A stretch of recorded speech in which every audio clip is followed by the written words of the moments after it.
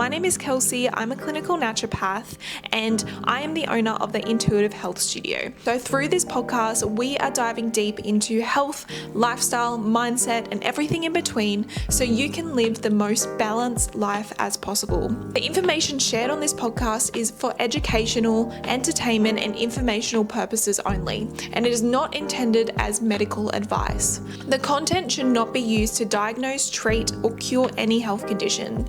So please always consult a qualified healthcare provider before making any changes to your health routine, diet, or lifestyle. Thank you so much for listening to this podcast, and let's jump into the episode. So today we are talking about how to ditch the overwhelm for creating new habits, particularly in health.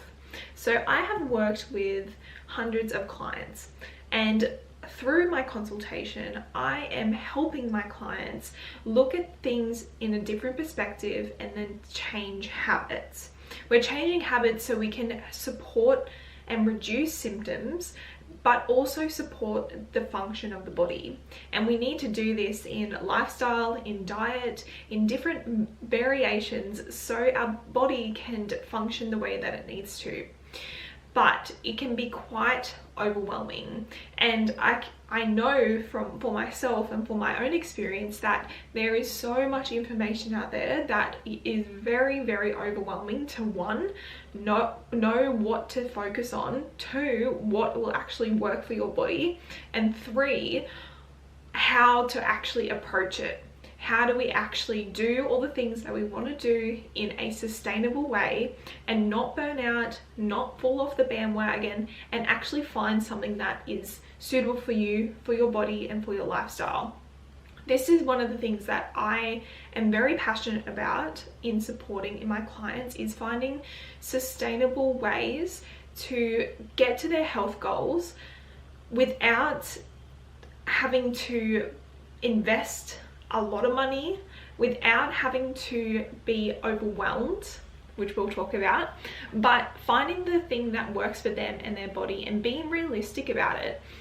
It is so hard with the current lifestyle at the moment to find that these things, the materialistic things, or these things that influencers are having or having from all these fancy supplements, fancy treatments. Like, there's so many things that is just super overwhelming, and not everyone is the position to actually buy those things or invest in those things. So how can we build healthy habits sustainably without overwhelm and without breaking the bank? So the first thing that I wanted to talk about is the all or nothing approach. Now, I see this a lot in my clients, and I have also done this as well, is just go all in to one thing, whether that's a new diet regime, a new exercise regime, completely overhauling your whole life for this one regime that someone said on the internet. And then in a couple weeks, you totally fall off the bandwagon, and then you're right back to the start with shame, with judgment to yourself, and with doubt that nothing else will work, nothing will work. So having an all or nothing approach, my experience working with so many people, does not work. What we need to do is find a sustainable way that works with your life, with your, whether you have kids, you have a busy job, you have you do exercise. Like, we need to find something, a regime that works with you and your lifestyle. One of the questions I ask a lot in my consults is, what does your day look like? What does your typical day look like? Because then I can see, as a naturopath and a practitioner, okay, what things throughout your day can we shift?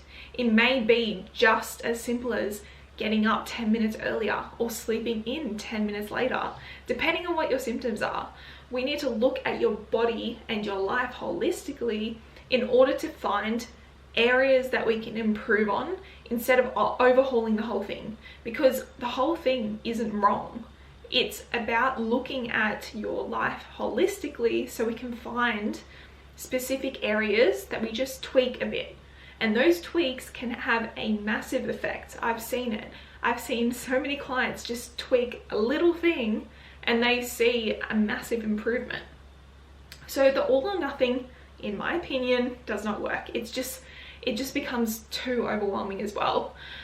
Particularly when we're finding things that bring us joy. One of the questions that I ask a lot is, what do you do to relax? What do you do to unwind? And a lot of people don't have that. They are go, go, go, which is okay, but we need to find something that brings you joy so you don't burn out, right? So when we're looking at that, it can be overwhelming because then we go down the rabbit hole of looking at all these hobbies and exercise regimes and all of these things that we can be doing. Again, that's very overwhelming. One thing that I encourage you to do is think back to when you were a kid. What did you enjoy doing? Was it being outside? Was it doing puzzles? Was it painting? Because when we were a kid, we had way less responsibility than we did now. But sometimes tapping into that nostalgia helps. Tapping into just, even if it is painting, just doing a simple painting on a blank canvas or paint by numbers, that brings back a sense of nostalgia and a sense of calm, which you can relate back to childhood, but it's a way to spark that joy again. It might just open a gate of finding a new hobby that you've uncovered or you haven't tapped into for a very long time. So finding like little things like that can be really, really supportive in building healthy habits. When we're looking at healthy habits as well, going from that all or nothing approach is everything in moderation. You can have everything, but just in moderation. You can have alcohol, you can have cookies, you can have sugary soft drinks, you can have all of that just in moderation. So if you're looking at your week as a whole, and for example, you have a Coke Zero every single night with dinner, let's look at that and let's just cut it down. Let's only have the Coke Zero 4 times a week. When you have that 4 times a week, I want you to notice the days that you don't have it. How do you feel? Do you feel like you need that Coke Zero? Or do you even notice? Or do you feel less bloated? Do you feel like you can sleep better? Those are the things that you want to tap into. You want to tap into how do you feel after you've made that change. It might take a bit and you might be, and I don't want to get fixated on it, like, oh my God, this is the best thing ever, or oh my God, I don't notice anything. Like when we're looking at habits, it does take a while to change and to implement. But tapping into those feelings of, okay, I didn't have the Coke Zero today, for example. Do I feel any different? Or am I craving that? If you're craving that, you report back to me or your practitioner or whoever you're working with, okay, these days I didn't have the Coke Zero and I was craving it. And that way, that practitioner can help work with you and then look at other things in your diet or your lifestyle and then tweak them. Why are you having those sugar cravings? Is it habit or is it something functional that's going on? Is it something in your diet? Is it something in your lifestyle that we need to tweak as well? When we're looking at that as well, we really want to just be able to take a step back and detach from the outcome and not put judgment on ourselves when we're working through things. A lot of the work that I love to do is trial and error, because failure isn't bad. It is merely just a reflection. It is merely just some feedback from the universe, from your lifestyle, that you need to just switch things up just a smidge. You just need to tweak it a little bit. It's about trial, error, seeing what works, seeing what doesn't work, especially with your lifestyle as well. If you are super busy going from one thing to another, if you are trialing things, you're trialing different routines, you're trialing different ways to cook things or times to eat things, it's going to take time to find the rhythm that suits you best. And it's actually exciting because you now have this playground of, okay, what can I change? What can I do? What can I make that's different, that will help further and support where I want to go, the goals that I have. So when we do that, we are allowing our bodies to come into a new rhythm. We are allowing ourselves to just trust the process. I think that's one thing with the overwhelm, with being all in, is that we want that quick fix. We want that spike in dopamine. We want that one hit of joy or that instant gratification. But building habits take time, and we need to trust the process, and also trust ourselves. Trust ourselves that we are going the right way. And if it does feel off, we trust ourselves that we're going to just turn a little bit and then go a different way. So when we are looking at our habits, we want to break them down as well. So that's why I love looking at a person's life, not the whole life, but looking at a person's day in particular, especially in work days, because work days tend to be busier. So when we're looking at a work day, we're looking from the moment you get up to the moment you get to sleep, and potentially if you're waking up during the night as well. So when you're waking up, how much time do you have between the moment you get up to the moment you leave for work or wherever you need to go? How much time is that? Is that enough time? If it's not enough time, maybe let's look at your sleep. Are you having too much sleep? Are you not having enough sleep? Then we look at your work. Are you just constantly go, go, go? Or do you have breaks? Is it a little bit calmer? If it is calmer, maybe you can go for a walk. If it's not calmer, maybe you can make sure that you have a break. Maybe it's about setting boundaries. So see how you can see that there's ways that we can build upon your life without making anything too drastic.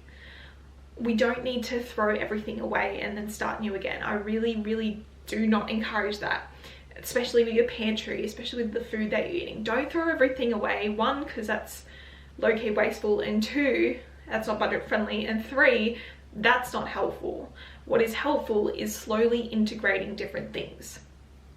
When we are looking at overwhelm as well, what overwhelm does is it floods our minds, right? We get on this constant loop of, am I doing it right? Is this the right way? Should I be going this way? Should I not be going this way? Are we going the right way? When we don't know we're going the right way, no one knows that. Everyone's just trying their best. That's the thing. Everyone's just trying their best.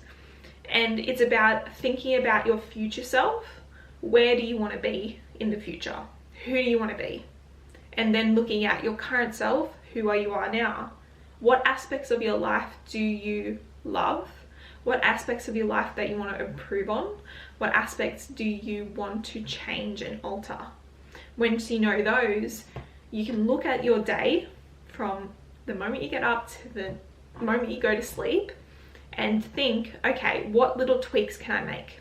What little adjustments can I make throughout my day so I am not physically going hard and then stopping, but I'm adjusting and then figuring it out as I go. Once you figure it out, I can assure you, once you change things, some things you won't like. Some things you'll love, some things just won't fit. And if they don't fit, that's great, because you've learned something. You've learned something about yourself, and you've learned something about the process as well. You're starting to trust yourself more. So when we're looking at food, let's look at food in particular.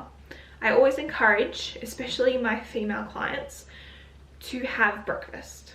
I know it's controversial and the fasting and all this stuff, but when you have breakfast, you are supporting your hormones from the get-go. You are nourishing them, especially when it's protein rich. We love a protein rich breakfast in the morning. You are supporting your hormones from the get-go. That means if you are not having breakfast, your hormones are more likely to be fluctuating, especially your stress hormones, especially if you're susceptible to anxiety or you feel anxiety or anxious. So we want to help cushion that. So looking at your breakfast, what kind of breakfast are you having? is if you are having breakfast. If you're not having breakfast, then we slowly introduce food, and that's a whole other thing. But if you are having breakfast and say you're having cereal, okay, a plain cereal, and then by 10 o'clock you are super hungry, okay, that is because you're not having enough protein in your breakfast, and it's not keeping you calm. It's not helping you feel satiated. That's a whole nother thing that I'll go into in another episode. But looking at your breakfast, okay, you're having cereal for breakfast, but sometimes you might have muesli with yogurt. Okay, let's go a little bit harder on the yogurt, especially protein yogurt and some muesli. That's just one change. Okay, see how you go for a couple days. I want you to notice how you feel after those days. Are you super hungry by 10, or can you last a little bit longer?